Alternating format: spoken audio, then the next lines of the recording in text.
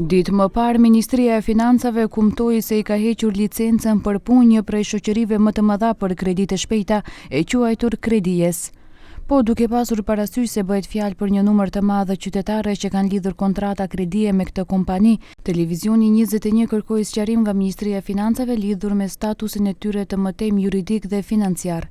A ekziston mundësia për falje të pjesshme ose të plotë të borxheve të qytetarëve në raste të tilla?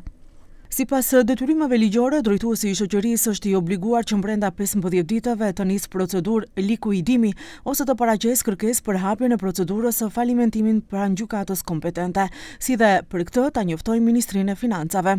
Me nënshkrimin e kontratës, të dyja palët kontraktuese pranojnë të drejta dhe obligime të përcaktuara në marrëveshje. Pavlefshmërinë e kontratave mund ta konstatojë vetëm gjykata. Qytetarët kanë të drejtë të kundërshtojnë kontratat e lidhura me cilëndo shoqëri financiare para gjykatës kompetente në përputhje me dispozitat e kontratës së nënshkruar. Ligjërisht kontrata e kredisë mbetet në fuqi derisa borxhi të shlyhet, palët të arrin marrëveshje tjetër ose gjykata të shpall kontratën të pavlefshme. Megjithatë, nëse vërtetohet se kompania ka përdorur kamata jo ligjore, klauzola abuzive apo ka shkelur ligjin për mbrojtjen e konsumatorëve, qytetarët kanë të drejtë ta kontestojnë kontratën në gjykatë dhe të kërkojnë rishqyrtim të detyrimeve të tyre.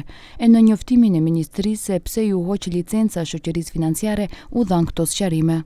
Mbikëqyrja konstatoi shkelje të rënda të dispozitave ligjore, veprime në kundërshtim me rregullat për mbrojtjen e konsumatorëve dhe praktika me të cilat qytetarët, përdorues të shërbimeve financiare, ishin vënë drejt për drejt në rrezik.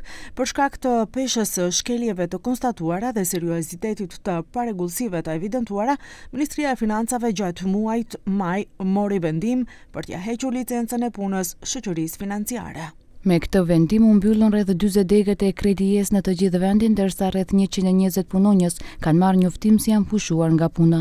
Përndryshe, Kredijes ishte e pranishme në tregun e Maqedonisë që nga viti 2019 dhe konsiderohej një nga kompanitë kryesore në segmentin e kredive të shpejta konsumatore.